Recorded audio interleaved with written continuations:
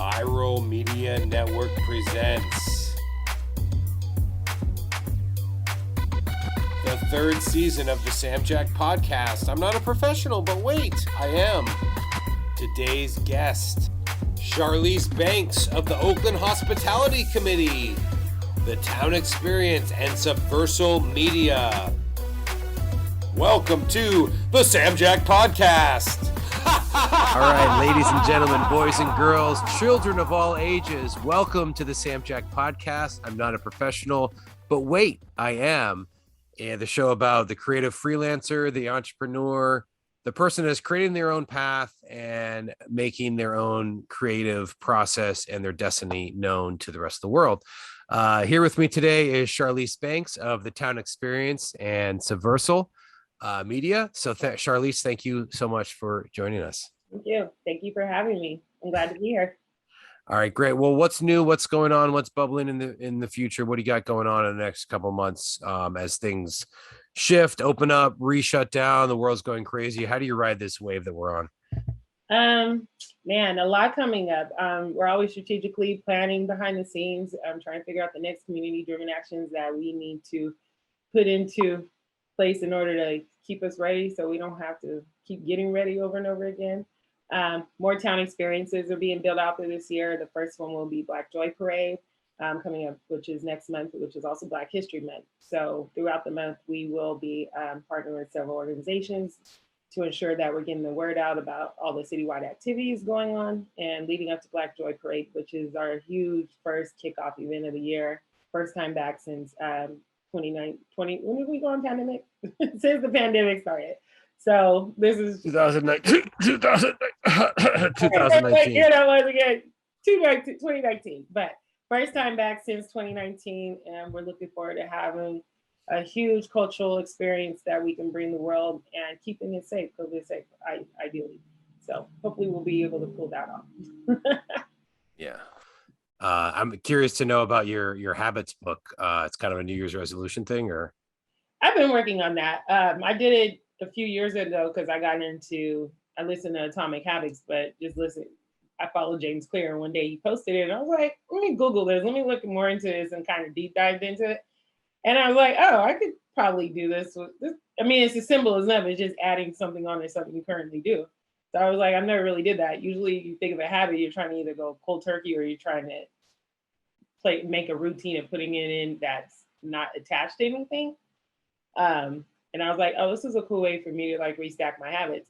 But it's funny because I also use them in reverse. Like in the way the examples were given, it was like when I sit down for dinner, I'll stack a habit on top of that of meditation as an example.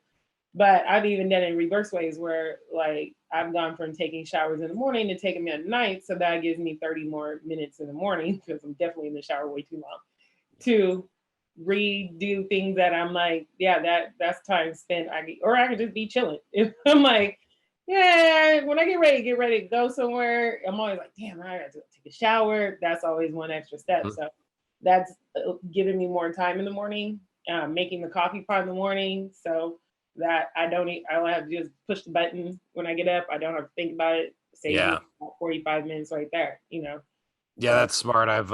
I've added that. Sometimes I do the timer at night, where I like write it at night and just get it ready to go. And so like it's lightweight already made when you get up, Yeah. I have to get a new coffee pot to do that. Mine doesn't do that.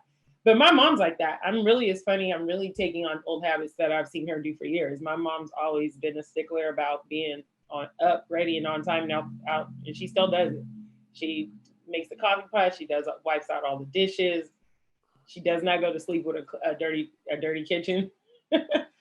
All that's already ready. When she gets up in the morning, she's chilling. She's got her hour, to herself before she has to go out and do what she has to do. So I'm like, that makes sense. Like, why have so many things to do in the morning when I really don't want to get up and go anywhere? Well, right now it doesn't matter. I'm working at home, but right. No, but still, your time is your day. Have you ever gotten to like noon and you're like, well, it's like, damn, like the day's almost done. You know what I mean? Like you still have like the whole night or whatever, but as far as like motivation or like, how precious those hours are as far as like being productive. Cause like, oh yeah, especially as an entrepreneur, when I was at work, it seemed when you work for other people, it just seems like noon drags. Like, can it be noon already? Right. When you start working for yourself, you're like, oh my God, it's noon already. Definitely, because my productivity is all on me. Like what I put in, my input is directly going to impact me. Versus if I was working in just a 8 to 5 job, that kind of just like, well, I could do it right now, I could do it later. Nobody's gonna know. But yeah, definitely. And I'm like, and I get up early. That's another thing. I get up at 5 a.m. Just because I want to have a longer morning, longer day, and be able to end on time. Because I know I've gotten also just started to accept, at that 8 to 5 mindset, really never, that was something I had when I was in work, but I never like feeling exhausted after 3 p.m. I know my cap when I'm like mentally drained, tired of looking at computers and stuff. So I've started to shift my like routine to like get up early, do all this stuff, and be done by like 2 p.m. Cool. If I have a couple meetings left in the afternoon, that's fine. But at that point, it's like I'm already tapering it down. And that's it. And I also got in that habit because I used to work on East Coast times. And so it was always like, yeah, by 2 p.m., nobody's hitting me anyway. So mine I like that routine and being able to have more time in the end of the day. So like you brought up some good points there. Cause like, first of all, it's a blessing and a curse being your own boss. I mean, that's the point of this show. Mm-hmm. I'm not a professional, but wait, I am. Cause all of a sudden you're your own boss and you're like, oh, this is great. I don't have to start at 7 or 8 in the morning. I can start at 9:30 after I've showered and had breakfast and kind of just chilled. And then you realize like, oh no, I better get on it or else 10 o'clock will become 12 o'clock soon enough. Mm-hmm. And so I definitely, for me, unfortunately, it took to having kids to get up that early, but yeah. And then as far as cleaning up the kitchen, like, yeah, it's like after dinner, if we can, the feeling of walking into a completely clean kitchen with like a clean stove and a clean counter and a clean sink and the dishes, if you have a dishwasher or in the drainer or whatever, is like all clean. Like there's something so satisfying about that. And then that mentality is like, it's all about mindset, right? It's like, that gives you a clean slate for the morning. Right. So yeah, it's like a discipline. It keeps you, like you say, I feel like I sleep better knowing I'm going to wake up to a clean house. Like even just getting up, walking to the kitchen. If I see a bunch of mess around me, I'm already cluttered. It's all about that space and flow, especially because we are in our house so much more often right now that those little tedious things I used to think were OCD because my mom was like that. I'm like, the dishes can wait. But now I get it. It's like you wake up, it gives you more time to yourself to get your brain together. Like, what do I have to do? And I was like, creative kind of is like my inner circle. Like there are certain things that I want to get done before I get into work mode.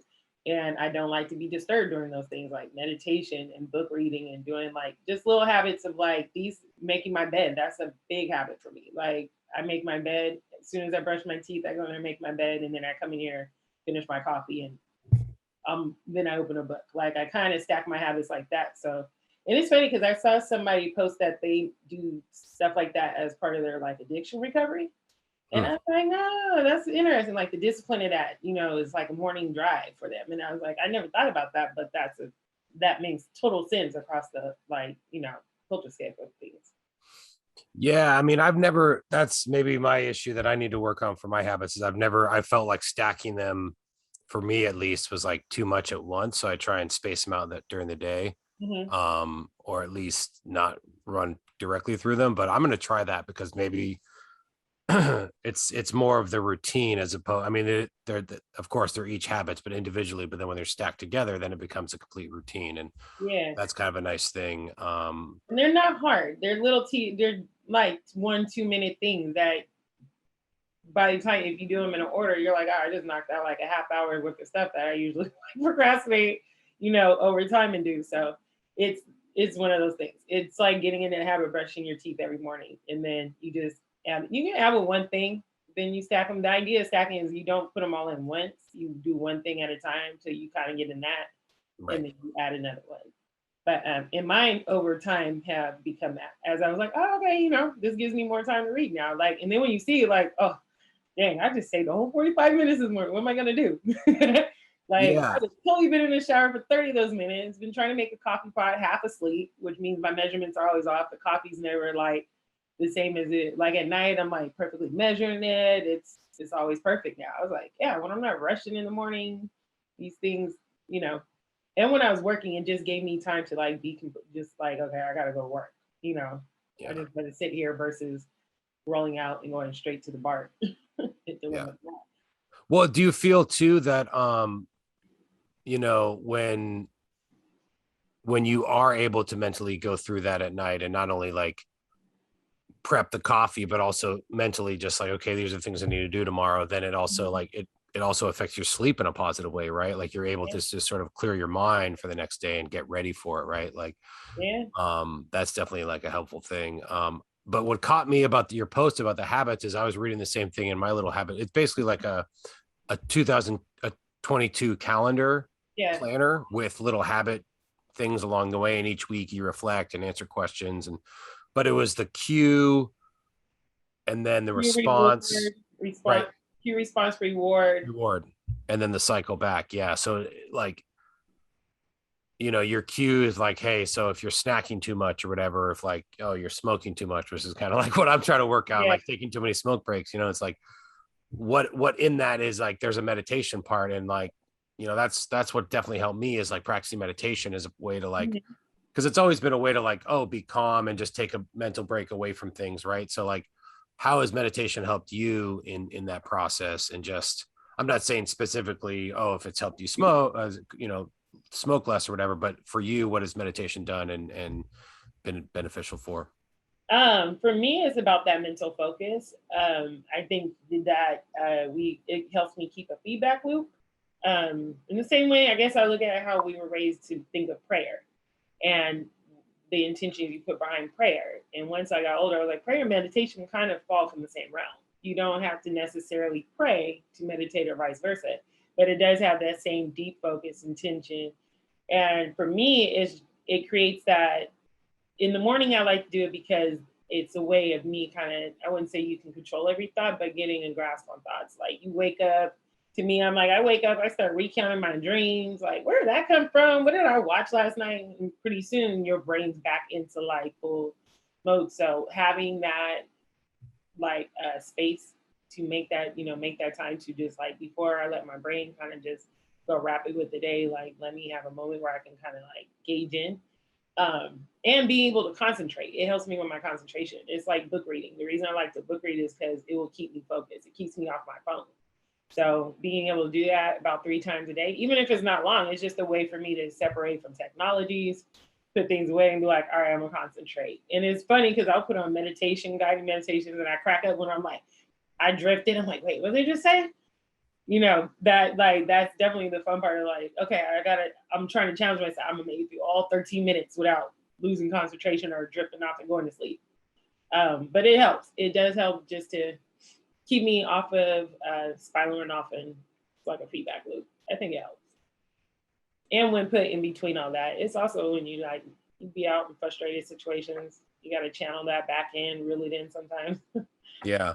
And there's different ways to take that, because it's like people get emotional and hot when they feel like they're wronged or they're disrespected or they're misunderstood.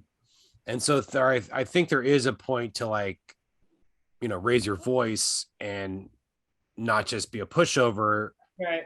To, stake your ground and make sure your point is heard and respected.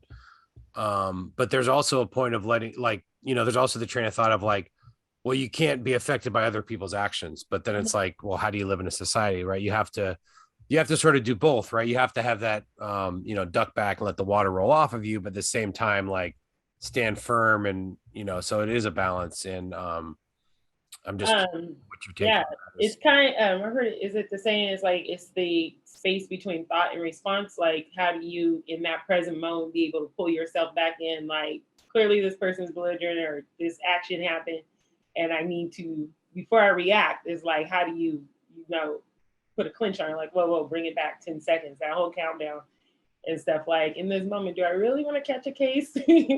Like, give me one good reason why I shouldn't do this, God. Like, right now, even if that is the question you give yourself, that's you talking yourself out of you're like, this situation is about to go left or right, and I need to pull back, because at the end of the day, I'm probably going to forget about this. Like, I think of it as road rage. Like, this is why I don't react. Like, there's been situations where you react in road rage and I catch myself like, Yeah, I don't do that.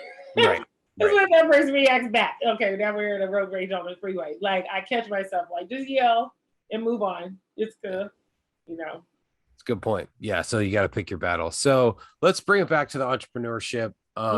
You know, because you're multifaceted and you know, you've got definitely a lot of things going on from the town experience all the way to subversive. And I know there's some other things in between, but those are the two things that really stick out to me. But talk about your journey. You know, you're from the Bay, but you migrated to Oakland like me. South Bay. I'd like to claim a little bit of South Bay. I'm a little bit more mid-peninsula, Palo Alto, but talk about your experience coming from San Jose and still representing that area, that culture, but also coming to Oakland and putting your stamp on things and being like, okay, well, you know, for those that don't know, the town experience is all about incorporating, you know, multi-ethnic and not just the like mainstream tourist stuff, but like really like the town's history, right? So talk about that experience and what you bring to the table and sort of like, you know, your different avenues and what's going on with you. Yeah, no, so it's funny because I just recently did a roadmap. I was like, I'm gonna do a career roadmap, like introspection, like how did I get here? You know, between where my skills and industries changed and my interests and what I wanted to do. But it really started, I was in San Jose. I'm born and raised, I'm born in San Jose, but I was raised in my younger years in Gilroy and just transferred over to San Jose once I got older because it's the city by the small town, you know. So I come from being raised around garlic in small towns. Yeah, shout out to the garlic factory. Yeah, oh man, the garlic capital of the world. That's a fun festival for those that haven't been. And yeah, you know. Fortunately, you know, the last one wasn't so great, but it was a great I know. one. Like if you love garlic, you will love that festival because the food is amazing. But going from there to San Jose, I mean, that was if you're raised in the South Bay, you're kind of raised with San Jose. That's the culture you're raised around. But when I was older, I moved out on my own, moved to San Jose, started going to school for fashion, merchandising, which essentially was marketing. While I was in school, I started doing club promotions. That's really what was my avenue into a lot of where I ended up later on indirectly. But the club promotions was just something I was doing 25 because I was out in the street meeting all the promoters. So I was working my way up. I'm like, all right, I'm on guest list. Now I know how to get in. But I was capturing the interest in just what they were doing, the whole flow of how parties work, what they would do. I'd be over there talking to them drunk, like, so how does this work? You know, how you guys making money? And how does this? And pretty soon the promoters were like, you know, you're coming with a lot of people. You ever think about doing it? So I ended up working for a friend who was a promoter, and that was kind of like how I stepped into the art and entertainment scene. I started meeting a lot of the music artists in the Bay because we were booking them at the clubs in San Jose, and I was taking the lead on doing a lot of the bookings. And then I had done a couple of events in school, but not led them so much. So then pretty soon I'm staging fashion shows just indirectly because I know people, and really just going by the textbooks, like, okay, Googling, like, how do we do this? Because we were trying to raise the elements of the party. The hyphy movement's big. So it's like everybody, we're drawing anywhere from 500 to 1,000 people per weekend to just on our promotions with the club. And South Bay at that point was kind of like, you know, if you live in the Bay Area long enough, you know, the life cycle changes from like city to city. San Francisco will be popping women in, and the next thing you know, San Jose does something, everybody migrates there. It's typically how the police harass them out. You know, that's always usually been the history of it.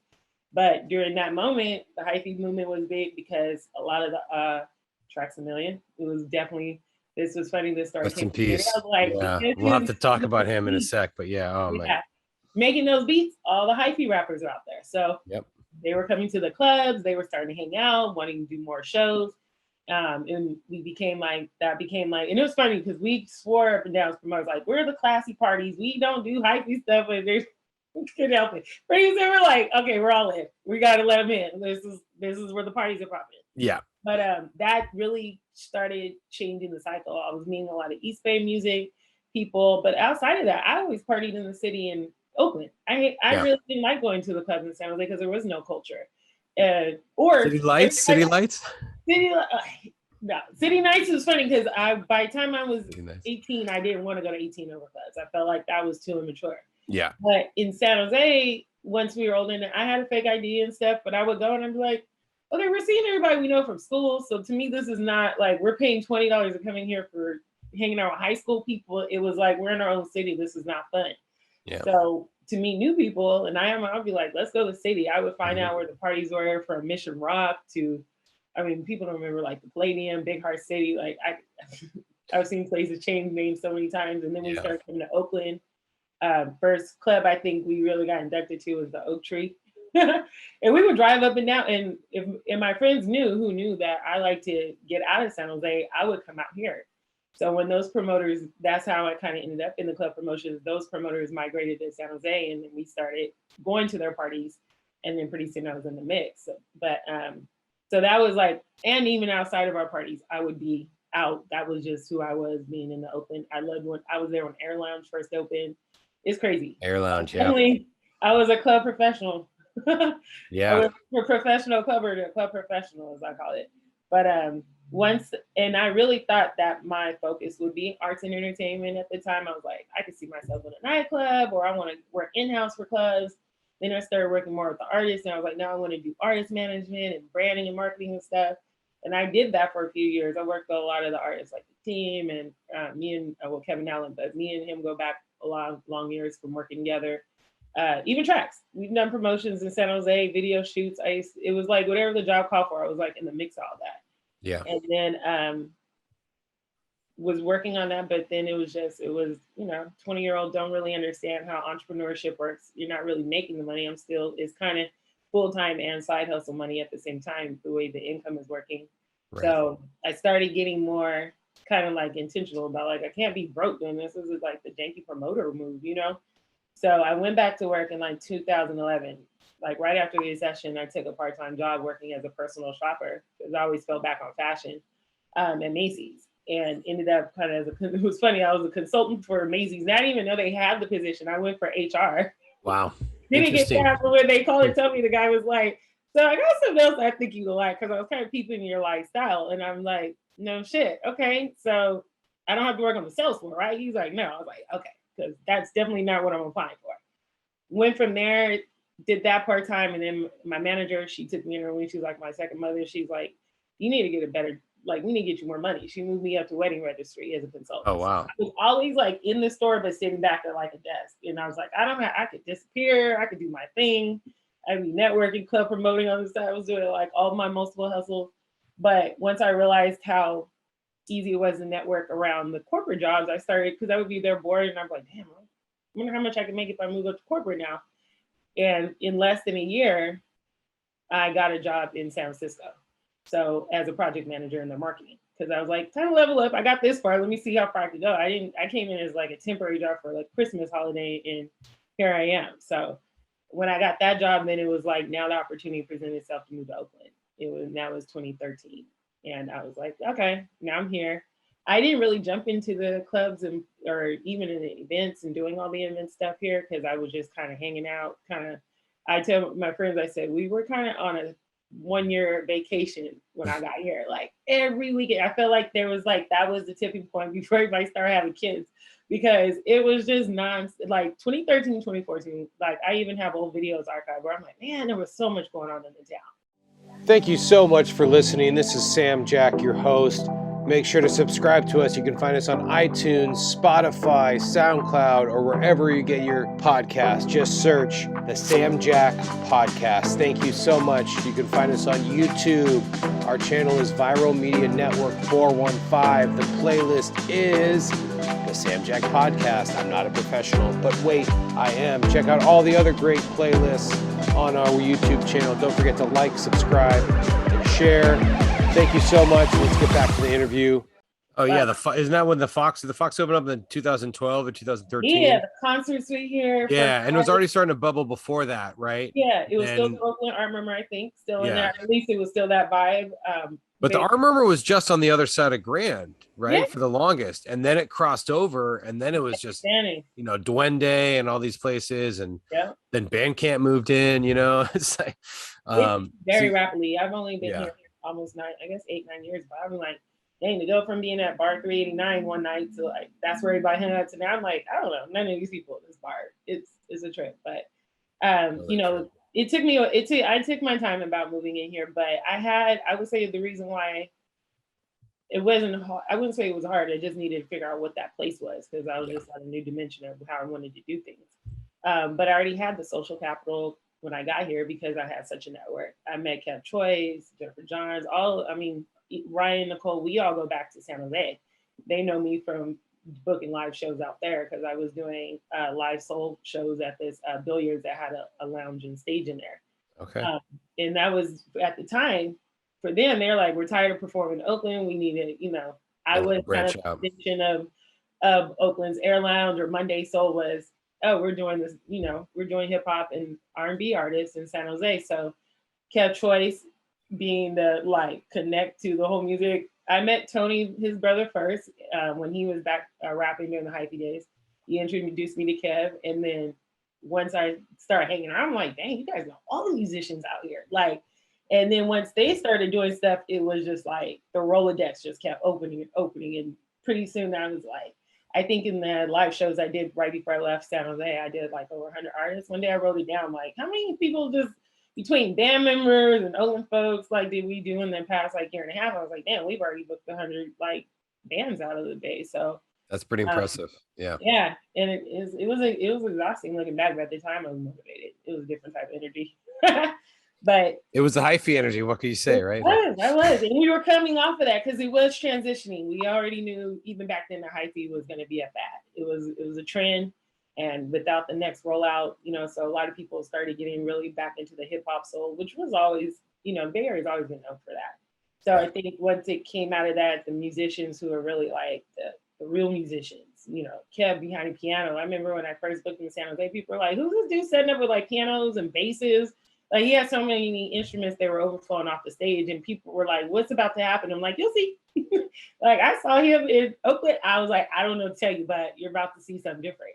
But now you're seeing the instrumentals. People are really taking the musicianship. I think Oakland, I think it comes from the Raphael's League. It goes back further than those histories. Oh, absolutely. The musicianship has always been in Oakland, Yeah, Sly, right? Tower of Power. Let's go all the way back. I mean, and even across the board, Metallica's and people Creedence Clearwater Revival, yeah. Green Days. We've had some major musicians come out of the Bay Area. So Grateful Dead, yeah, absolutely. So that was it. When I got to Oakland, I was doing the events for a while, and up until 2019, that was kind of the focus. I started doing more community-focused events and stuff. I mean, that's just social contagion in Oakland. You're gonna get caught up in hey, we got some culture events. I'm like, I want to be there. I want to do that. You start blending, but town experience definitely was that shift. And we can talk about that when you get that. But that was where it shifted. I'm full focus. Now the community builder. And I don't say we're activists, but we definitely do a lot of activism and sitting with politicians and stuff. That I was like, how did this become directly related to the event planner or the project manager? I'm a brand and marketer, but it's all part of the cause now. Well, I mean, you have a compassionate heart, obviously. I mean, anyone that talks to you for 5 minutes, but also when you have a platform like that and it's by nature about the community, about the town, and you're shifting, cultural tourist experiences into more real experiences as opposed to just surface level. Yeah. Like I said, here are the big, big whatever, more mainstream tourist stuff. Mm-hmm. So talk about curating those things and what the response has been. And then obviously, because of COVID, it's been shifted, right? We've had to do virtual events or cancel events or look into the future. We talk about COVID protocols and testing before things, or, you now have to show vaccination at restaurants. I mean, I'm sure all that's been quite a roller coaster for you as far as how the company's been performing. Yeah. So when COVID first hit, a lot of the events, obviously, we came to a screeching halt. We were in the midst of planning stuff. We got Black Joy Parade was the last large event we were able to do in Oakland. And then we totally shut down. But the town experience kind of can't, I tell people timing is everything because I started the town experience during the pandemic. So it wasn't I had to really pivot a lot. I just needed to okay, well, I'm building the business plan right now. Maybe now I need to build pandemic. Clearly I never thought about a pandemic wiping me out. So when you're thinking your risk contingencies, just build it in now, as we go. A lot of what people don't get is tourism marketing at the root of it is about creative placemaking, localized, putting visitors' dollars into the local economy. And when I started delving into what is destination marketing, what is tourism, why it, because when I created the plan for the town experience weekend that was around Afrotech, that wasn't in my mind. I didn't know that was a tourism marketing plan. I didn't know that was a destination marketing plan. So Visit Oakland looked at it and was like, what we call these? And I was like, for me, the strategy was, how do we turn Oakland into an all-star weekend? And how does Super Bowl weekend, looking at them as an example, and even Dreamforce as a conference example of San Francisco, those high influx of people coming in bring about bring a lot of local dollars in, or visitor dollars that connect to the local businesses if they're in the right areas. And as a person that understands marketing, is like, you got to bring the people to that event though, or around that event in order to make that connection. So the town experience was about how that Afrotech conference would connect to the local community, especially with 10,000 people of color coming in for a tech conference. That's a very unheard, like Blavity definitely has like a niche on what that is in the tech community, because it's such a small percentage, and they're able to tap into all those tech workers that are working globally to come to that one event over Dreamforce and the major events that they could be going to, because it's more inclusive. But them coming to Oakland, like, we're just like, yeah, they're gonna want to party, they're gonna kick it. This generation of people coming is like 25 to 40. They're gonna want to hang out. Like, and they got money because they work in tech, right? In tech, they got money, they're ready to hit it, and but they also are conscious shoppers. I do get, like, I've been to events, so I was like, people were walking up asking us at the registration booth, like, what's the pop-up parties? Where's the shop? Are there any Black-owned areas to go to? And when it was in San Francisco, I was like, you gotta go to Oakland. So when it moved here, it was like, we didn't have to say that this year. You're here. Yeah. But that strategy became what put me into like, oh, that's what this is. So when I started building marketing or really thinking of what my business structure and model would be, and was really researching, I was like, at the end of the day, like, we see tourism as, how do you visit somewhere and find local attractions, and we only think of it from the visitors part of it. But a lot of what tourism does is at a localized level first before you can globally monetize it. And once I started peeling back the layers of what that was, I was like, oh, there's so much work we're missing here. Like, this is why the marketing looks this way and doesn't look this way, because on the local level, we're not really on the grassroots level connecting that to what our brand looks like, what we consider our brand to look like, from a local level. So, and seeing that it wasn't community driven became kind of like, okay, well, we did this knowing what we're tapped into and showing what we like in the art and cultural scene and what we see on the educational side, because we're entrepreneurs, we're still party goers. Even if we got kids, we have family friendly events for that reason, because we still have that vibe that connects us to the youth. How come we're not seeing that represented?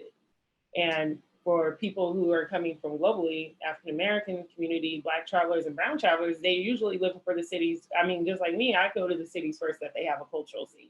Right. And I'm like, art, music, food. That's the first things that we connect to when we pick our like travel destinations. And Oakland is that for the Bay Area. So it was like on the global side, yeah, we're making our city look vibrant. This is a place to pop. Well, on the local level, it's like, this is how we have to shift the behavior in order to bring people in. And I was like, oh, this is a whole nother onion I just opened up. But it took all I did really was transfer industries. It's still marketing and branding. It's just at a cause marketing level now. Yeah. So let's back up for a sec. So how did you first get connected with Afrotech, and how did they first approach you to become involved? I mean, is that something that I approached them.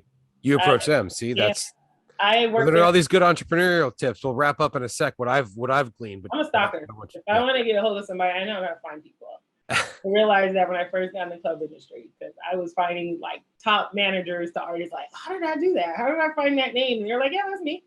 But I had 6 degrees of separation too. So it didn't take much more than, hey, can you make an email connection to So I worked there in 2017 was the year I worked in the city as an event staff. So I was already connected through a local friend who worked on the event production, who worked Afrotech. He's one of their vendors. Right. So when I came up with this idea after they announced they were going to be moving into Oakland, she was the first person I called, like, hey, how do we get a hold of them and start thinking through this idea? You know, this is a year out, but this is the time we should be talking about like how high level this is going to be in Oakland. Yeah. So she's like, hey, well, let's make an email. She's like, send me a template. I'll forward the email and get it started. So it did start at that. It was a cold call. And between the time we were supposed to meet with them, I had already scheduled a meeting with like a lot of the local community builders, the promoters, everybody I could think of on my roster, because this is like, hey, we need to get ready for this influx. Or do you guys even know this is coming? Do you understand what's coming? Yeah. Let's not wait till the last minute like we always do. And then people will be mad that they didn't get included. Like, include ourselves. Like, they're coming to our city. There's a certain way that it needs to be represented, and that we also need to take responsibility for like safety and all this stuff. So we had a big brainstorm, and I felt that was neat. That was, even though I had an idea of what I could see and vision for the weekend, I didn't feel that I should be doing any pitching about what Oakland should look like without sitting with the Oakland community first. Like, hey, I'm coming to you guys first to show you my idea, but also make sure you're part of my input now that I got this meeting set up, because I want my pitch to represent Oakland, not me and what I think it should look like. But we really sat down and strategically thought about the data, the emotions, the past events they have. Like, we really put things into focus so that we can give them a clear and concise like vision of how we see our city with this conference coming. So, and I mean, down to like the business improvement districts, I was talking to everybody before I even pitched it.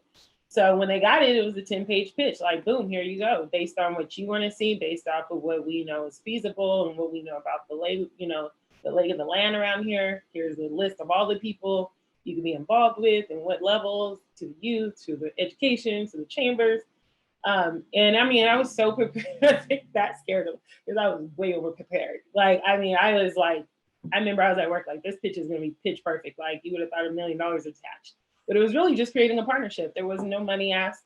And I even told them now in the first meeting, I'm like, we just want to make sure this is represented right. If it's done right, we can figure out how to make our money within this. It doesn't mean we're asking for your dollars. We just want to make sure the way it's segmented in Oakland is representative of Oakland, and that Oakland's included.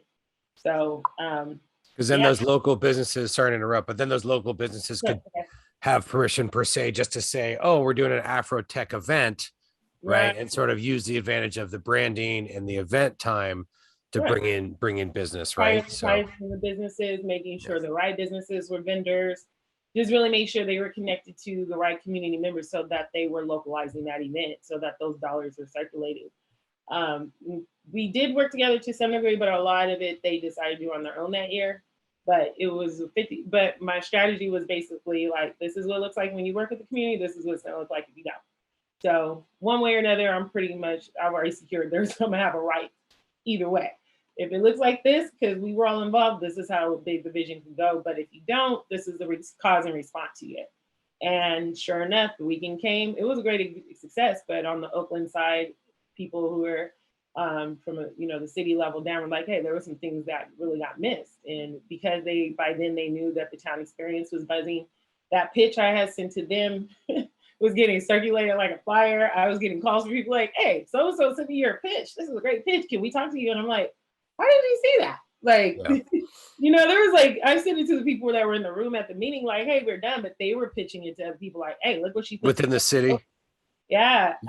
So and the Visit Oakland was the first person I sat down to when I first started like strategizing. They said, think this through as a long-term program, like not just one weekend, but this is what's missing. We talked about what they do, where their I wouldn't say glitches, just where their missing components are, where they needed to fulfill it or need to fulfill it. I wouldn't say it's always on them. I think sometimes we think one person has the responsibility to do 100 things.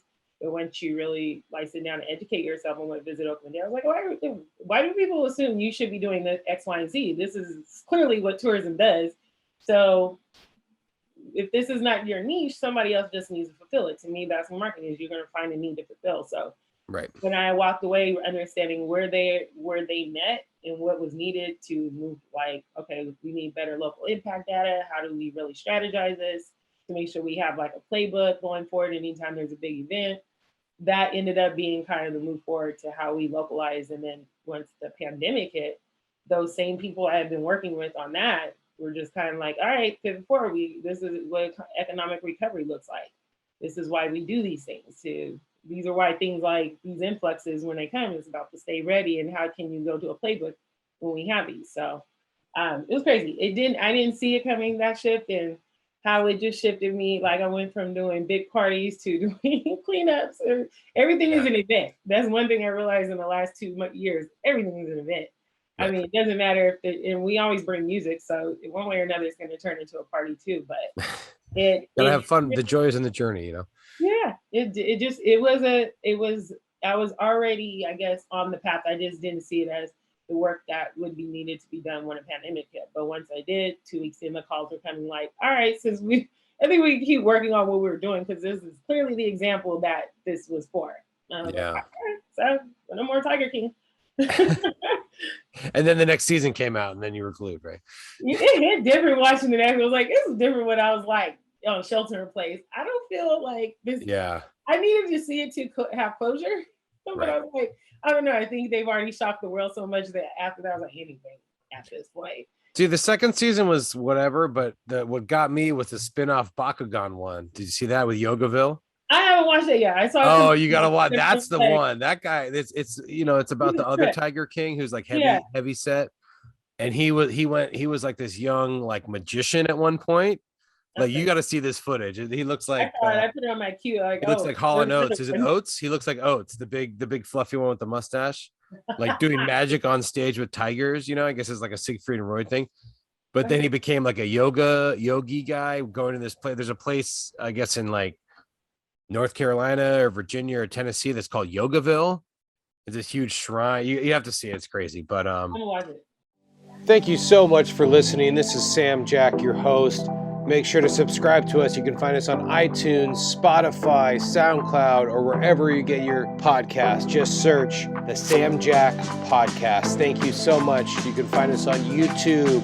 Our channel is Viral Media Network 415. The playlist is the Sam Jack Podcast. I'm not a professional, but wait, I am. Check out all the other great playlists on our YouTube channel. Don't forget to like, subscribe, and share. Thank you so much. Let's get back to the interview. Yeah, I want to get back to town experience, because you also mentioned that, like, you brought up a lot of good points as far as like, okay, we weren't asking for any money.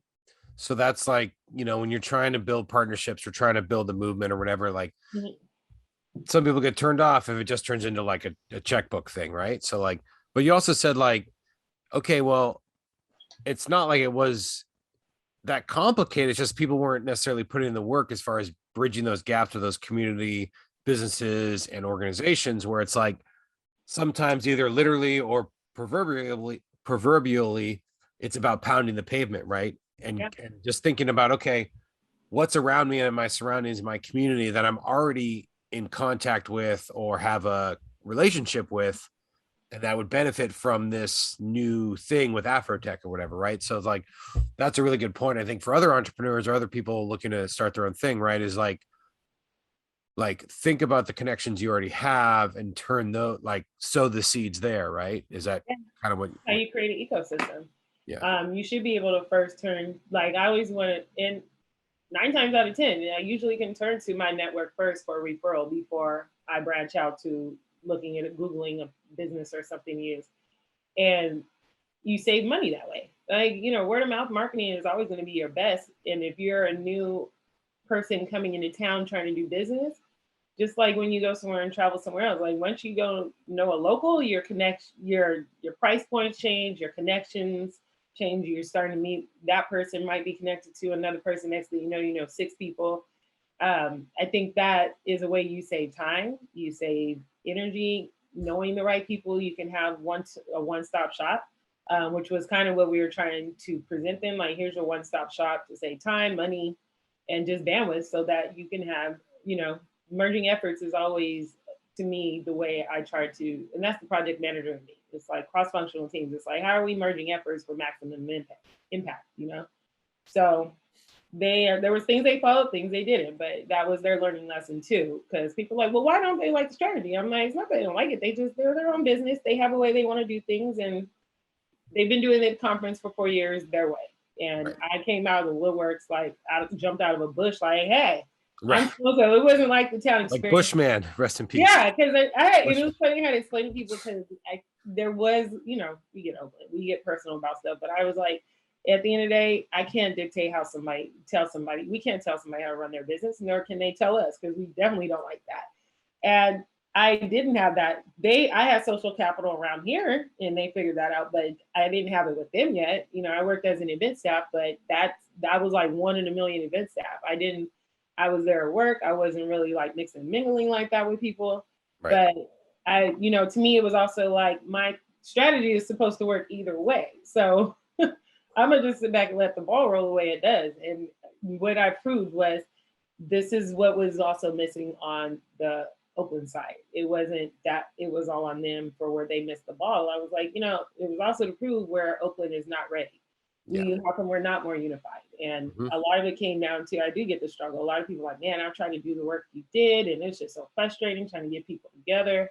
And I'm like, it is, but you got to keep trying. It's like, if you're giving up after 1 meeting or 2 meetings, then you're definitely not going to get far. One of a close friend from that was part of the original meeting groups from, she's from Cape Horror, from Kim, she was like, you're good at follow through. That's what's missing. A lot of people don't follow through because they get frustrated and they give up on this. And I'm like, well, I got nothing else to do right now but follow through. This is the project right now. Like, to me, until the project is done. But that's also me as a project manager. I'm like, yeah, that's what you do. You're kind of the follow through, the communication. You're the one constantly babysitting people. And they're only going to stay as motivated as you are about it. So I pushed through with that. And after the event weekend came and went, and it was like, okay, now I really have like data to prove what we need as like a business model going forward.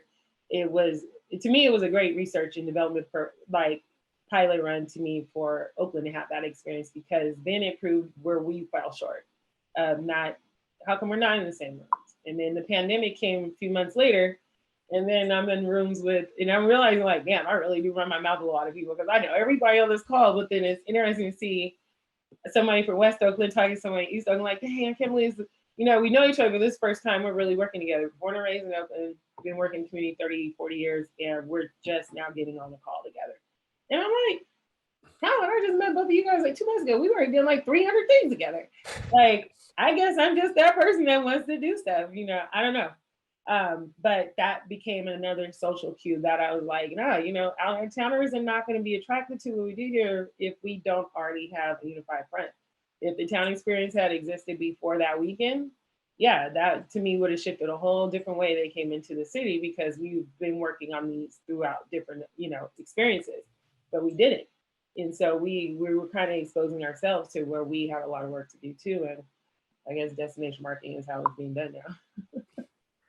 Yeah, well, it's funny when a lot of times when you pave the way for something, you pave the way for someone else to roll on down that road. I get, you know what I mean? Where it's like the person who really is the groundbreaker is just like laying the groundwork, and that's very noble. And not to say that it's like you're obviously still working at it. It's like you're not done. You know what I mean? You still have that passion, you still have that drive. But I wanted to touch on those elements as far as like, okay, well, it's getting back to like what it takes to be an entrepreneur and be successful is like determination, persistence, having the passion, being creative, and not giving up.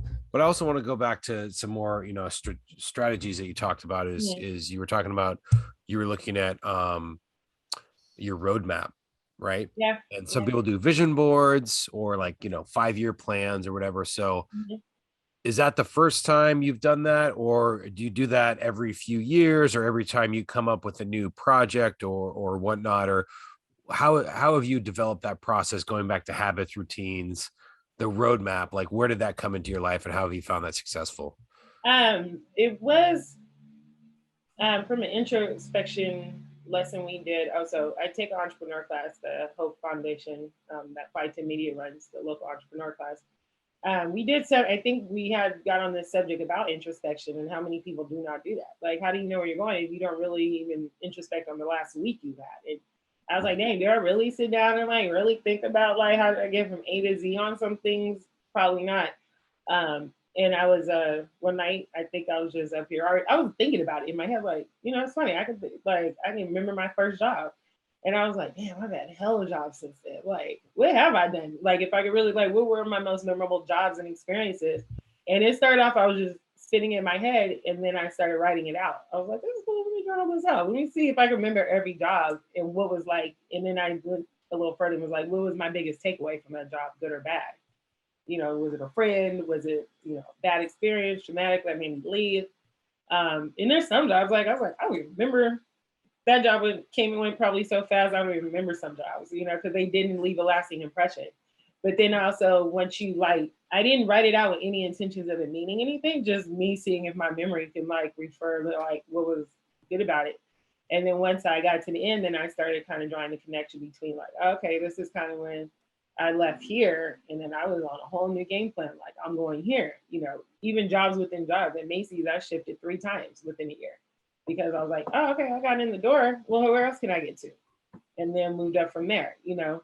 So it was one of those things to kind of just see, like, when did my focus shift? You know, would the jobs that were the most lasting were the ones I was doing outside of just the 8 to 5s I was working.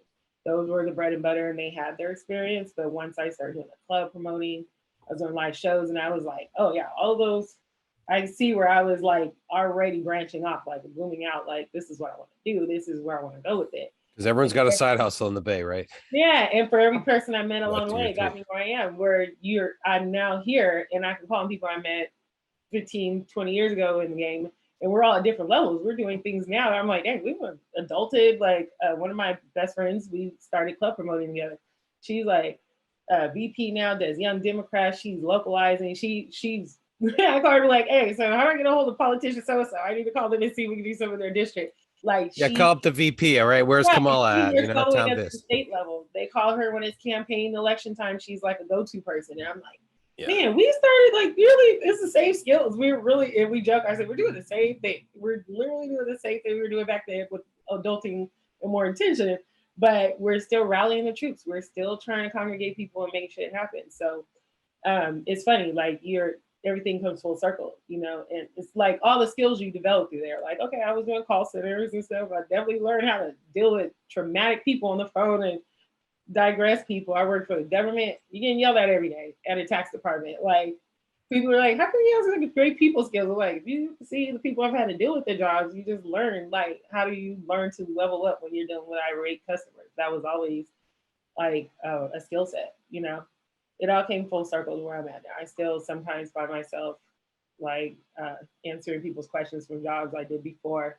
Like, hey, all you gotta do is go get a permit. And I'm like, I have not worked in this job for 15 years. Why do people still ask me tax questions? But and I worked in the sales tax department, which was funny. Through my 20s, I started working for the government at 21, which, you know, having a state job at that young age, you're just blowing money. But I was a small business department. So a lot of what I learned about small businesses came from just working that department, doing the permit process, understanding the laws, the changes. I mean, we were talking about cannabis laws coming into effect 10 years before it really hit the books. I got probably the only thing I would pay attention to when we were like law classes. I was like, wait, what's gonna happen?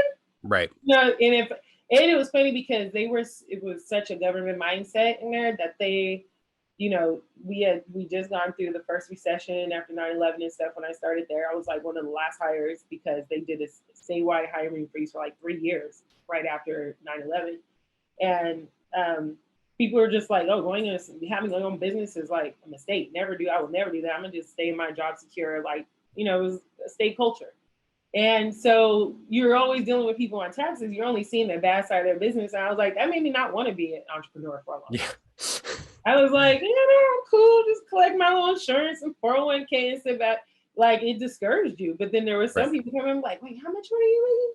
Like, I would be doing account management. People were like, dang, now there's a business. I might have to do that. But there was I remember even recently telling somebody I had an idea for like a vending machine. And I was like, you know, I know. It was funny. I got that idea from one of my accounts because it was somebody who had vending machines all over San Jose. And I was like, this is all vending machine money you're making off of candy? He's like, yeah, I just run vending machines full time.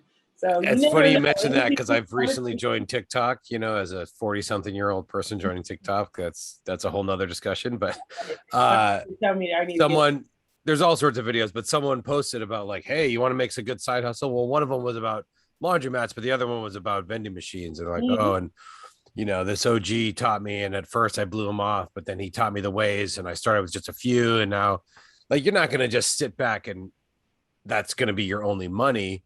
No, But money that makes money. it's what they say about investment too, right? I'm not necessarily a stock market person, but like diversity is the key. So like if you have your main income, but you have a side hustle that's just kind of passive income, right? It's then it allows you to put in that extra effort into your projects, and you don't have to always monetize your what I like to call soft hours, right? There's the hard hours of like, hey, you're at an event, you're at a meeting, you're on a Zoom call, you're actually producing something. But like the soft hours of like, hey, I'm just thinking of ideas and strategizing, that's harder to bill. I mean, Yeah. consultants won't have a hard time, or lawyers won't have a hard time. They'll just charge you 150, 200 an hour, but also knowing your worth at that point. So I guess that leads me to my next question is like, how have you developed, you're knowing your worth, or say maybe a sliding scale based on your client as far as those soft skills is like, I do need to monetize that, because that's 90% of why people are hiring me, is not just my good looks, but like, hey, like I've got something in here that is not just like, hey, I'm a warm body that can make an event, but I can, that's that extra muscle that you're flexing, right? So how have you developed that kind of, self-worth as far as monetizing that? I think it's something that I'm still working on, because you always want to be scaling, but when to scale? Am I scaling too high? I think you're always constantly thinking those things. But I think where I started developing the skill set of how to increase my value is I had to really work on my scarcity mind. Like scarcity mindset will fuck up your money real bad. Like you're always undervaluing yourself. Imposter syndrome is, though it's not real, it is real in moments. And sometimes you find yourself sympathizing a little too much with your customer or who you're working with, like, oh, let me meet them at their level, maybe I can give them a discount, maybe I can do this for free or barter. Those are all things I had to finally like, not everything I can do for free, and you're gonna have to say no to stuff, even if it sounds great. Envision how much work is this really going to take me, and once you've done enough stuff where you like, put in way more time than I expected to, over time, that scarcity mind just kind of like lowered, and my need to like, I got to be able to, at the bottom line, I know how much my bills cost at the end of the month. So we start there. That's the cap. I know the minimum I could take, but how do I go further with that? And it's also looking, the more investigation you do to know your audience, your client, you should be able to price at their level, or if they're below your pay grade, I can refer that to somebody else, like, hey, that's not really within my bandwidth or hours or, budget, but maybe there is somebody I can refer you to. It's not a constant reject. But I think that also, it all came back to my scarcity mind. I mean, those are all tactical, but scarcity was like a big thing. And I still work on that within a lot of stuff. But finances was something that when I realized what scarcity was, I was like, I definitely do that with my finances. I'm definitely afraid to look at my numbers. Definitely, I remember when I had the moments when I used to send quotes out and I'd be like, oh, like, are they gonna reject this? And it's funny because now that I'm comfortable with that, and I have friends who are like stepping in, especially since like COVID, where they're getting more consulting work, I'm hearing them say, and I'm like, no, you can't do that. Like, I was like, oh, I heard myself saying that shit. Yeah. Now I'm like drilling in their head, like, no, we're not lowballing. I had a friend send me a quote one day to send over to one of our partners. I just told him, I said, just send a quote for this vision. They just want to kind of see it in like numbers. And he sends it to me and then calls me right away. He's like, if they think that's too, if that's too much, I'll change it right now. I'm like, I haven't even sent it over. They're just, why are you already changing your lowballing yourself? I was like, no, I'm not gonna change the numbers. That's too low as it is. And he's like, okay. He's like, you don't think I'm over? Yeah, I'm like, no. And I said, but that was me at one point. I'd be like, all I could do at this point is say no. I kind of had to figure out like, the worst thing a person can do is say no, or they can counter that. One of my old mentors taught me that even in barters, just get it in writing, put a start and end date. And I was like, yeah, I'm gonna start doing that as a barter. I don't mind doing things for exchange and reciprocity. I think that a lot of social capital, like to me, there's, as much as I want to make sure my value is worth, in monetary value, there's some needs that you just have to step into. Like I would have never charged anybody to go clean up the community. That was, to me, radical responsibility, need to do that. but making sure when I am bartering with friends or with businesses, like, for greater need, like, let's lay this out. Like, what are you, make sure our network is still measuring up to the amount of work and hours you're about to put into this, so that we can put a cap. Like, okay, this is exactly how many hours I can give this. This is how much we can do together. And there's a start and end date. Because another thing is people will come back 5 years later expecting the same price. So you always have to make sure you're also creating that. Like, my value changed since then. So how do I make sure they know that as I'm moving along, so that I'm not getting, I still get that. I mean, I don't get offended. People still call me, ask me for things I did 10 years ago. I'm like, I don't do that anymore. Right. Well, I'll give you somebody who can. I don't hands-on do that work anymore, because I had to alleviate some stuff off of my plate that I'm like, I just can't do all the like secretarial work. So scarcity. I think at the end of the day, my biggest struggle, which I still struggle, but still work on, and I think that's helped me, at least in my value of putting together like my pitches of my work. I feel like as long as I'm not letting my scarcity control that, I haven't had a no, unless they just didn't have the budget. Thank you so much for listening. This is Sam Jack, your host. Make sure to subscribe to us. You can find us on iTunes, Spotify, SoundCloud, or wherever you get your podcast. Just search the Sam Jack Podcast. Thank you so much. You can find us on YouTube. Our channel is Viral Media Network 415. The playlist is the Sam Jack Podcast. I'm not a professional, but wait, I am. Check out all the other great playlists on our YouTube channel. Don't forget to like, subscribe, and share. Thank you so much. Let's get back to the interview. So I want to talk a little bit about the opposite. I want to talk a little bit about the opposite of that, the mentality of abundance. But I also want to get back to the rate, knowing your rate. Because like in my experience, I find that when I do sort of cut the community discount or whatever, or lower my rates to meet someone's budget, I often underperform, right? Because it's like, well, it's not, it's just, right, it's just peanuts or whatever, right? Have you experienced that where like you it's not like you half-ass it or you make it subpar, but like you're just heart's not into it, you know what I mean? So less middle. I'm sure there's been times I've done that, but at this point I try not to commit to anything unless I want to give it the 100%. I won't give it if I was getting paid, because at the end of the day, our reputation is still on the line. So if it's unless there's something like, and I get there and I notice there's just much fuckery or they're not showing up in the way, I could definitely drop flies like that too.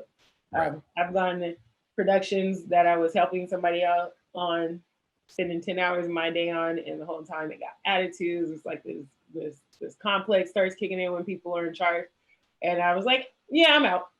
Like, just walk, like, yeah, I know I said I'd be here tomorrow, but I'm not doing this again. Like, I'm not getting paid. Like, there's sometimes I'm like, whoo, they got him out on a contract, because I can walk right away from this. But as I've gotten older, and just it's the pick and choose of, I wouldn't say battles, but pick and choosing, I think it still requires the same amount of thought process as your paid assignments.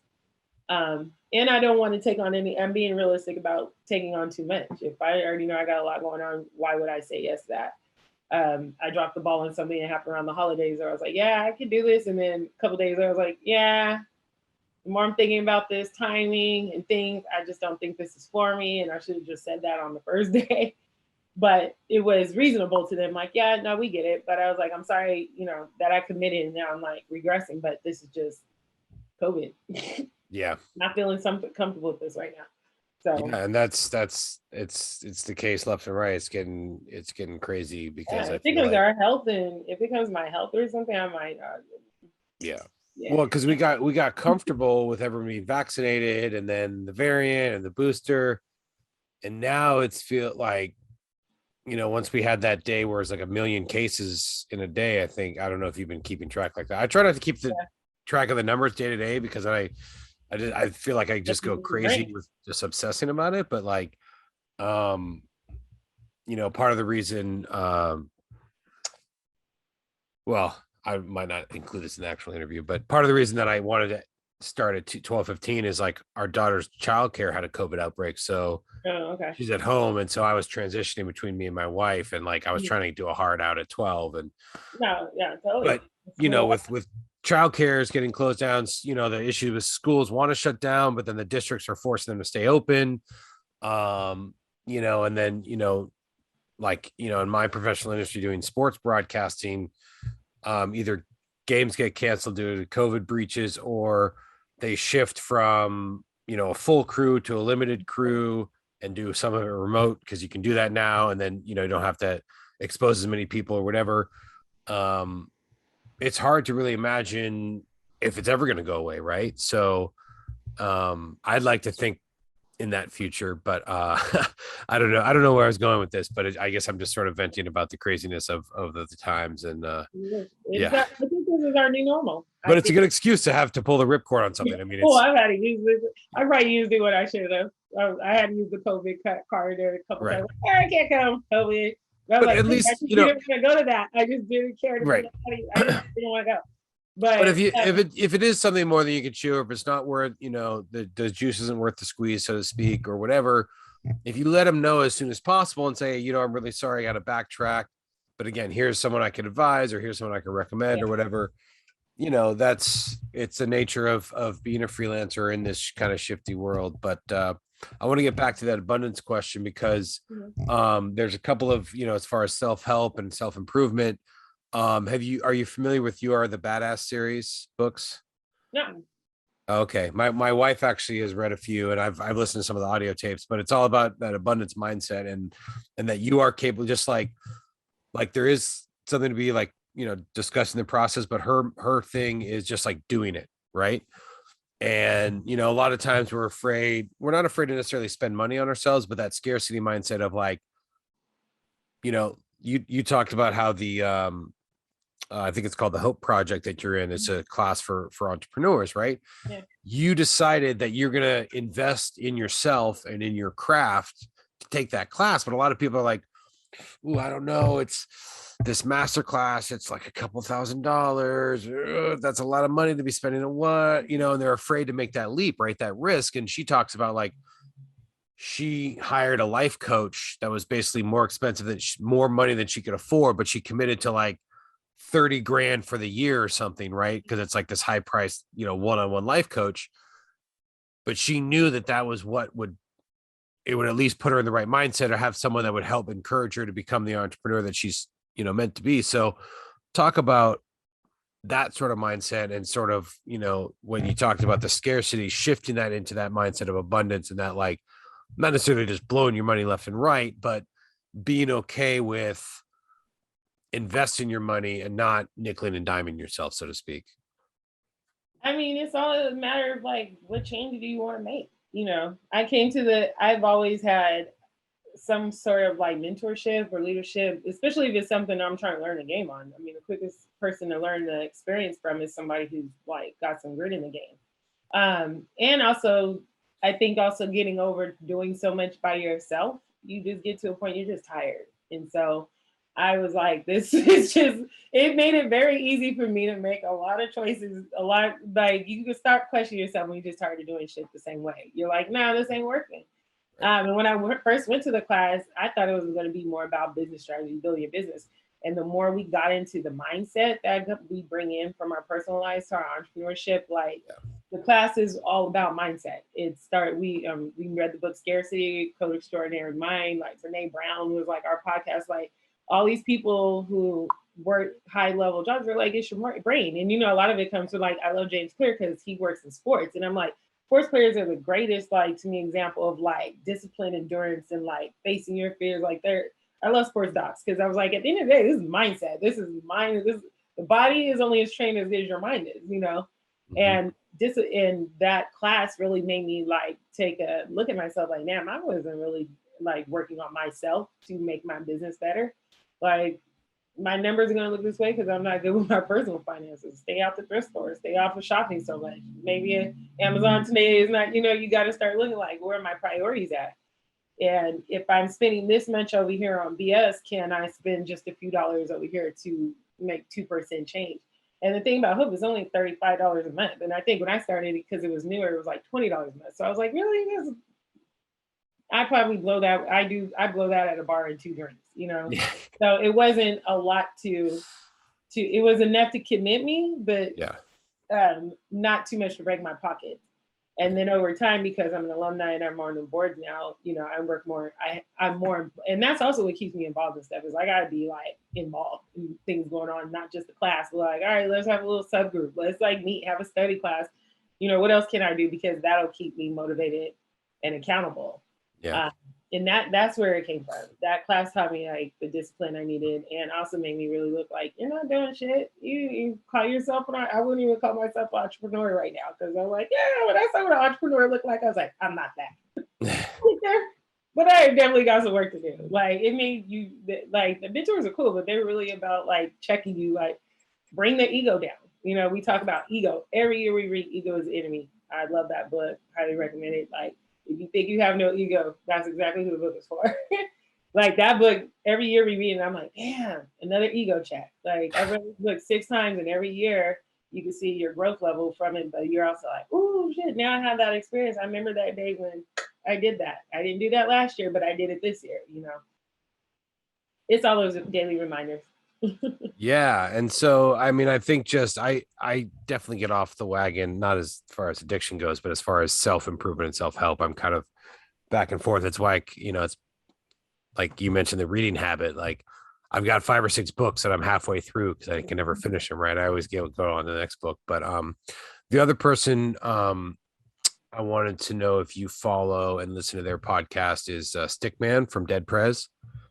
I follow Stickman, and I didn't even know how did I know he didn't have a podcast? Because I'm always listening to him on Instagram, and I've seen him live. Yeah, well, a lot of his posts are related to that, but it's called the RBG Fit Club podcast. Oh, okay. I've heard the Fit Club. I didn't know there was a podcast attached to that. I thought that was the name of his classes or something. Okay. RBG Fit Club. He talks a lot about the mindset, but also he does a lot of healthy exercise. He's real into like the martial arts and yoga and stuff. Yeah, yoga and also just healthy eating. But what's great about his podcast is, I actually like long form podcasts. I mean, I think this podcast is push, we're going past an hour here. We might go to 2, we'll see. But his podcasts are more 15-minute, okay, kind of 15-20 minute little, and he does a lot where he posts with his wife, and he talks about morning routine. Again, most of his podcasts, I think he might have longer podcasts as well, but most of them are short form, which is kind of nice because it's just something you kind of check in with during the day, in the morning or what have you. And he has those morning routines, or hey, here's a good recipe or whatever, or talks about the mindset that we talked about, abundance and nurturing each other and this kind of thing. So I would recommend it for those. I'll pick that up. Those are definitely topics I like. I missed that. Yeah. I missed that. I'm like, is that what they do? I didn't even know there was a podcast attached to that. So getting into more books, do you also read like novels and fiction novels? Is there anything you're currently reading that you would recommend to our viewers or listeners out there? Yeah, I like to mix it up because it can be information overload when you're reading a lot of business books and self-help books. And you mentioned like having 5 books that you haven't completed. To me, that's like a myth that you have to finish them. I read this article a few years ago that says surround yourself with more books than you can ever finish. And it was just about the constant reading, but not, you're lucky I'm not sitting in my living room. You've been over here, you see my bookshelf. Yeah. But it talked about that it's about the practice of constant reading, not completing one book or another. And I was like, oh, okay, then good. I don't feel bad. Sometimes I want to jump around. I might need time to stop and process and then move on to something else. But I love fiction books. The last book I read, though, was a bio. I read the Nipsey Hussle bio by Robert Clinner. Robert Clinner is the old chief editor for Vibe and wrote Biggie's bio. Yeah. That book really hit like a heartstring. Like community-wise, like talking about him as a community leader, I was like, yeah, Crenshaw District is exactly like the same way he was envisioning it, exactly how I see Oakland, in some form. But it was also like, hey, we just lost him 2 years ago. There's already a bio. Like, I don't know. It was like, it's still new and still fresh. And so, but to read it, like I felt he did a very good justice of telling his story, because it wasn't just the music was a big component on how it was written, very lyrically like referred to, but it was just to look at him as a man of the community, a father, like what his mindset was. Like he definitely like the mindset. They talk about that a lot in there. I was like, yeah, they were talking about his focus, his discipline, the books he was reading because he was about this, how do you keep the abundance, talking about, the ego and stuff. And as you could go back and watch videos. I was like he was very forward thinking for his age, started to be thinking those things. Like I didn't even think about that stuff till like 5-10 years ago. And he was from a young kid already questioning things, observing things like how can we innovate and change things? And I'm like, man, what if build a computer from scratch at 12 and stuff? I was like, what's going on? Like so many levels and layers in here where you're like, I might way mad when I got to the end because I'm like, there was so much more. He was like, I felt like it was the tipping point, like for everything he set up at the point he was about to go, like it's almost prophetic. Like it seems like he knew it was gonna come at some point sooner than later, but he was really about to, like, I was like, Jay-Z, whatever mentorship another mentor, Jay-Z, he was definitely sitting under people, like really getting the, like, apply, how do I educate me and apply this to my practice? And I was like, wow, that was almost disappointing because it's like, man, I feel like we were about to see you just like take off. Just launch out into the stratosphere. Yeah, like the visual is like, I just see you flying out to the sunset, but in some ways, I guess you did, sadly. But also, too, I feel like, while he was known nationally and he got a lot of recognition, I feel he wasn't on the level that he necessarily deserved. He was still, not on that Jay-Z level, not on that Kanye or Kendrick. You know what I mean? Like, people knew him, but he was still kind of that underground fame. Like, he wasn't quite there to be like, oh, I see him every year on the, awards or whatever, the award shows, you know what I'm saying? Like, I don't know. I mean, he was just getting there, but I think because he was very niche. I mean, he was West Coast gangster rap. That's not everybody's cup of tea outside of West Coast. Like, they just don't, some people just don't get it. But like, right. But he was gangster, but I feel like, again, like with that consciousness and with that mindset, he had that kind of other level. Timing it very right. Like, but it also, people weren't really like, only very few rappers like Nas and like maybe a Talib, like conscious rapping and being a gangster rapper at the same time is kind of like an oxymoron. You don't see, now we're seeing, because I think the rappers are maturing and it's kind of like, Nina Simone said, if you're not making music at the time, like, what are you doing? So I think it's also like, if you're not reflecting what's going on in your times, and the more mature I think the artists are getting like that, you're not just making a club banger, but you're really putting a club banger together with like a message. I think Cordae, YB Cordae, or they call him Cordae now, I think he's picking up that style. I'm like, Big Crit, I think out of the South, Big Crit's the same way. I'm like, he makes trap music, but they're like, he is another mindset person. You know what I'm saying? I think he was Tony. I think after Kendrick, I think before Kendrick, people didn't get Nipsey style. Yeah. After Kendrick was able to cross over with his prophetic lyrics, Nipsey was starting. I think that helped Nipsey that's why I think the marathon was such a, like, it hit so hard, because he was like, yeah, now people get these language. Like, they're hearing this language a lot more. Yeah. That they didn't get a couple years ago, because it was just not the language of like the trend at the time. Yeah. And sadly, it's not just rappers, but we've seen people over the last couple of years, Bob Saget, of course, but all these people pass recently, I want to bring it back to the music. Tracks a Million. Talk a little bit about what he meant to you, but also someone that was near and dear to our family was Zumbi Zainai. And I don't want to get too political here, but like responding to Dope Era's recent post today, I don't know if you saw it, and what I've sort of known about the conditions of what happened around his death. Yeah, like I'm we've been sort of like waiting for something to happen as far as like that's why I hadn't posted the article. I saw the article that came out when he first died, and I was just like, yeah, I'm seeing people like, don't say anything about this or don't spread this till we really like investigate. So I kind of like let that news sit. Yeah. That's some crazy shit right there. I think it was good for them to wait a little bit, because at the time when that came out, I think we definitely would have turned this city out. And that could have definitely had a cause and response that would have been a little less, it would have been reactive. Right. So hopefully, I think it's good that they do know that, but it's I'm also watching like how is this going to escalate, because that's some serious shit. Like Right. that's some serious shit. And I hope it is weird, but me and my friend had this talk a few months ago when it all happened. She was like, we were thinking it's not to think about like the monetary will never bring back the father, to his kids. But I was like, is there something prophetic in the way people are taken in certain situations where it's like, that it whatever happened in the hospital, like his family better be set up for life. Yeah. Like, hands down.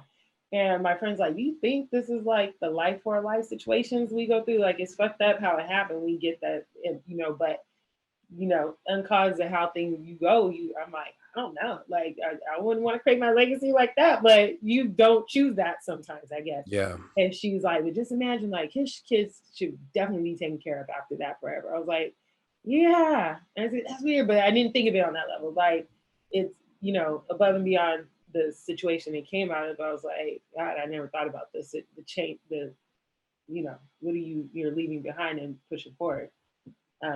It's weird though. Super sad. And, Yeah. Tracks. I'm sorry, I veered off on Tracks. No, it's Tracks, okay. it's funny. Me and Tracks go back to high school days. Like Wow. I knew him before Tracks. That's Sutan in my book, and he doesn't. It was funny because he didn't allow a lot of people to call him that once he became Tracks Million. He's like, only real homies know me as that, And if you knew me from back then, you try to use that name out in public, he would probably check you like, I don't know you like that. Right. Because when you're a kid, when you have a not normal name, right? Yeah. Was that it? Was it kind of like that, or that was mispronounced? His real name's Sultan, like the Bible. Right. But me and him, I remember it was funny because the first thing I thought when I heard was the first time I met him was we went to a party at his house on the south side. He lived across from Andrew Hill, and he had a house party. We were high school kids. My homie, my best friend, and all of our folks knew him because they all met him at Eastridge when the 90s, the Eastridge Loop. That used to be the meetup spot.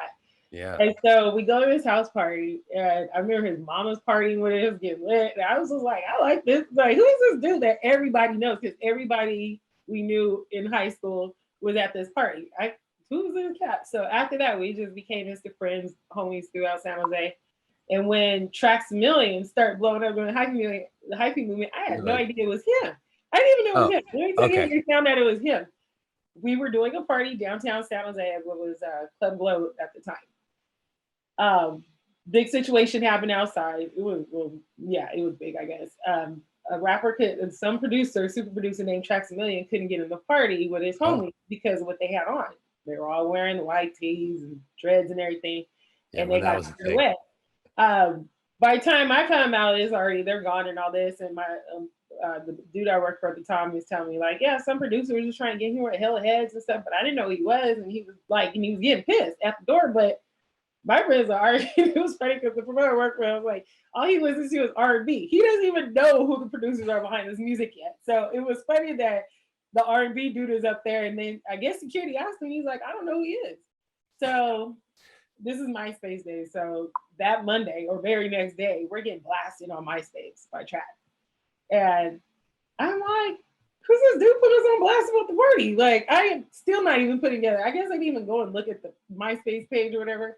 We have a meeting that week, just the club promoters, and one of my friends who's from San Jose, we're talking about, he's like, I told Sean that was my boy, you should have let him in. He's like, dude, everybody knows Trax is San Jose. I was like, who is this dude Trax?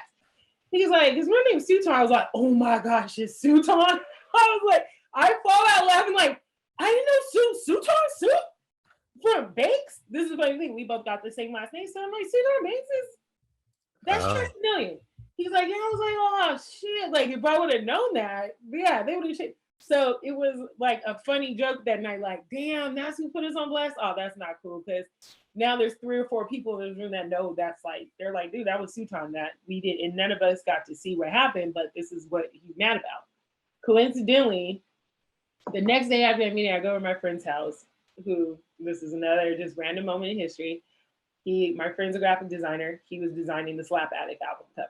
And we used to go hang out at his house, his office, because it was a smoke spot. Come in there, lo and behold, who's sitting there? Trax Million. They're working on the album cover the day I just happened to come in. Wow. And I'm like, so, what's up? He's talking to me. And I was like, I got to ask you something. I was like, you couldn't get in our party the other night? He's like, you work with that promoter? I was like, oh, shit. He's like, Trax Million cannot get in a party in his own city? Me, the super producer? I'm making everybody, like, it was hell of it. I kept going, I was like, first of all, don't talk to me in third person. Super awesome. But I was like, I didn't know. I told myself, I didn't even know you were who you were. I said, because, we go back. So I said, if I had known, we definitely wouldn't let that happen. So next party, we got you. And I told myself, now so you got to remember, like, San Jose is Hollywood. Hey, if you would have said you're buying a bottle, they would have let you in past that dress code. I said, were you guys trying to get VIP service or you were just trying to get it for free? He's like, I mean, we could have bought a bottle. They just didn't even bring it up. I said, well, if you would have brought it up, I guarantee that would have changed it. Because the only exception they would make is sports players, rappers who, like, if they're buying bottle service, that kind of like bypass. Right. But he wasn't. You tell people, like, if you don't want to do the dress code, just buy a bottle. They'll let you in. So I told him, I said, next time come, take care of that, and I'll comp you an extra bottle. We'll take care of you guys at the door. Smooth sailing. Next party, he was in there. After that, every other party, Trax was there, hanging out with us. We made sure to introduce him to our friend, like, R&B guy. This is Trax. This is Trax. Homie. Like, he's one of the people would have got in at suit on. We didn't even know he was Trax. Like, we would have gone in the door and just pulled him in. So that became like a funny joke throughout the years because I was like, he was hot. He had us all over MySpace. And to walk in the next day, he's sitting there and I'm like, so what happened? And it was funny because even in that room, for the next few days, he was coming over there like constantly on the few weeks as they're putting together that album cover. And that was when Keep the Sneak, Super Hypey, that was the album everybody's waiting for. Yeah. This compilation. To watch it be like made and sit there and tell him, like, don't be making the models butt bigger. And, like, it was funny to see the jokes going on as they're making it. He had some promo girls he's putting together. He's like, I don't know what to call them. But Trax's thing was like, it had this, like, he has like the boxing gloves. I was like, call them $1 million babies. This is what you. So the girls at the party, it was funny, like, to be part of the vision. And really, in our sense at the time, we were just catting off, talking, laughing about what was being made, and then to watch like the album release party, the album happened, and now we're like, he became Trax Million in San Jose after that. But I remember we went to the album release party, we couldn't even get in. And I was like, damn, we can't even get her, and we were proud of that. Like, oh, we gotta go home. But I was like, we literally could not get into a San Jose party with our homie. Like, he's there now. Like, you're actually a little impressed, right? Like, yeah. Yeah, and I was thinking about all those funny stories. The time he went on a party bus with us. Oh, wow. I was like, can't post these pictures. But that was like another funny night of him hanging out on a party. And I called him last minute, like, hey, you doing anything tonight? He's like, no. I was like, you want to go on a party bus? I got some extra, like, seats. He's like, okay. Like, we used to have fun. Like, he was definitely, I knew him inside and out of, like, the industry. Like, we could be at a club one night and next day we're at somebody's kid's birthday party because his kids are friends with my friend's kids and I'm always a drunk auntie kind of thing. Right. But, like, that wouldn't hurt. And I didn't know he was sick at all. Like, he's always been health conscious and things like that. So working out and seeing him lose weight, I didn't even put two and two together. Yeah. And just his mom passed from cancer as well, I think. Like the last year or two. So once I started seeing it develop and realized, like, hey, you were sick at the same time, your mom was sick, and when all that was happening, yeah, that was crushing. Like, I was totally blown away. My phone was blowing up that morning. I was like, no, let me go back, because I swear I saw him on Instagram a minute ago. And yeah, that's a hurt. That one takes a hurt for San Jose. It's really sad, and what fascinates me too is the people that choose to, because he kept it very close to the vest, right? He didn't want to share with other people, where other people will embrace it and be like, hey, it's my fight, and have the wear the ribbon or what have you, or just hey, fight cancer and be part of the movement, and join an a cancer organization or American Lungs Association, whatever it might be, and really get into it. Mm-hmm. I just, not that there's a right or a wrong way, I'm just trying to get after the psyche of what I guess they don't want. For people that keep it more of a secret, do they not want to share it with their family and friends so they're not going through the same pain? Do they just want to, take it on the chin, right? Like, what is the process there? I don't think he kept it a secret. It's from what I understand, like, a lot of close people didn't know about it. Knew it was aggressive and stuff like that. I think he just kept it out of the public eye. I think if you were close to him, he was telling people, because my friend said, she's like, yeah, I knew he was sick, but it seemed like it was better, so I didn't think nothing of it. I was like, you didn't tell me about this. But I think it was keeping it separate from his brand. I think sometimes, that will, if you know, you don't want people to start knowing you for that, and it's overshadowing what, you know, Trax makes beats. He wants to keep making music, and he wants his music, and didn't probably want to use that as a, not everybody wants to use that as a badge of honor. You know, that story might still, and you know, also, Right. Some people just, that's just a lot to take on, and you have to take on the responsibility that comes with it, you know, publicizing that. You know, people start looking at you for inspiration or want you to carry your whole story, and I'm like, who wants to do that in the public eye? Like, that's Right. a lot. So knowing him, being as the private person he is to a certain extent, like, I think genuinely, when I was talking to his friends, like, they knew about it, but he kept that, didn't want that to be his brand, like what he was known for in the last like couple of years, because he was still dropping dope music, and I see he was working on a lot of new stuff. But I was like, I could see that. You know, you don't want that to feel like you're using it as, you maybe he didn't want to use it as a leverage. You know, some people use it as, you know. Right. So I think that I mean, I'm assuming that. I don't know what it is for, but it didn't seem like it was a full secret. It seemed like if you had seen him, he would tell you. So that was a good thing. It wasn't a, I was like, okay, because I was thinking that too, like, dang, was he totally keeping this a secret? Yeah. And then people were like, no, I found out maybe a year ago, you know, or a year before last, you know, when it was lower. I was like, okay, so just not publicly. But then you juxtapose it with someone like Burner, who, you know, I don't know if you saw, he like instantly was like, hey, I got cancer, I'm going through it. Here's the right. He was like completely transparent about it. And I think the way you cope with it, it's your coping mechanism one way or another. Like me, I probably wouldn't publicize it. Right.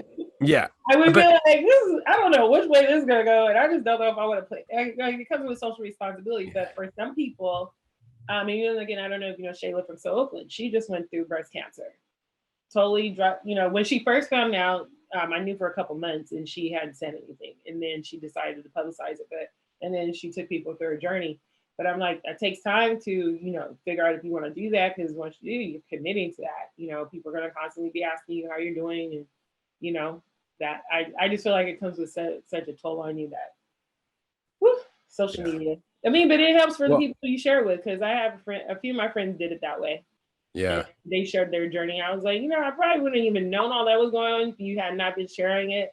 So it's good that people, you know, keep you informed, because the worst thing is to find out later, you know, it definitely hurts more when you find out, like, I didn't even know this person was going through all that. Like, nothing you can do about, but it's like, wow, you just never know what people are going through.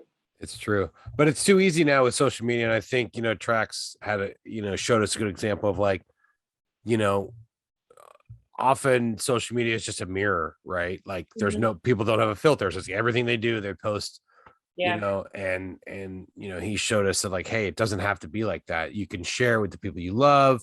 You can let the people that's important to know. But like you said, my outward persona, my professional self is what I'm doing as far as making music, making content, being that public figure. Social media was for, promoted music and nothing else. He was never a person, even in MySpace days, except for the days.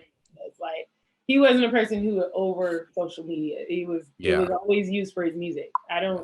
If he posts a personal picture, personalized something, is every blue moon. So I just think it, you know, that wasn't your thing before social media. You're probably not going to use it that leverage yet. Totally. Well, speaking of social media and developing content, we're almost out of time. But before we go, I want to talk about Submersive, because this is like kind of your new project, right? Subversal is I partnered with Subversal years before I started Town Experience.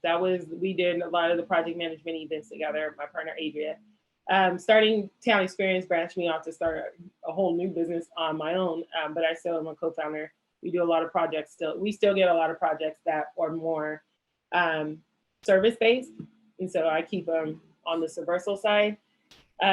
We did digital content. We've executive produced a couple of segments and stuff, because when Subversal started off, it was supposed to be a website. We were doing more social media, so, you know, creating storylines around hip hop culture, and then people started hiring us to do more back-end stuff. So we still, you know, the pivot. We were doing a lot more events before the pandemic, and now that the pandemic has shifted us to a whole new like event game, I have to like diversify. Like, hey, Adria, you want to take these? Some stuff is not Town Experience, and I tell people, like, that's why I have to distinguish. Like, Town Experience does activation events, but it's mostly because we're representing something for the community. So if you're just calling a hirist for something like come out manage this, our name's not on that, then we produce those. So it's still going. We're still doing business between all these other, change the roles activities and the town experience. At some point, I'll probably be totally specifically town experience just because of the bandwidth, but we have enough team members that I can always refer and rely services and be a back end, like kind of, I'm sitting back and bringing in more sales these days. Nice. Here's the idea, as you grow up, you want to alleviate stuff. So right.